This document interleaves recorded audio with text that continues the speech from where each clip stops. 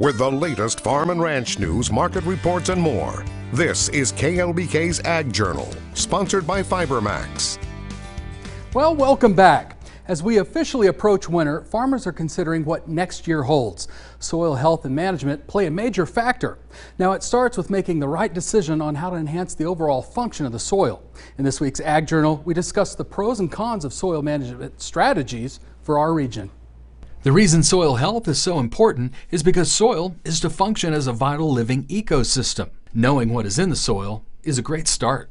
I always suggest that farmers test their soil. This will give them an idea of where they stand from a chemical standpoint. So what nutrients are available. There could be residual nitrogen deeper in your soil, and that could help with reducing how much fertilizer you have to apply. Implementing the practice of cover crops helps with reducing erosion of the topsoil where the nutrients are, but can also deplete moisture that accumulates over the winter. So compared to other regions across the U.S. that are having more success with cover crops, they're able to get their cover established much earlier prior to the winter months. And so a lot of times we don't see much growth with the cover crop until February or March, which is about the time that we need to be terminating the cover crop to get prepared for planting our next crop. While cover crops enhance the biological, physical, and chemical aspects of the soil, it is not always reflected in cotton yield. In your sandier soils, it seems that the cover crops don't benefit yield as much as they would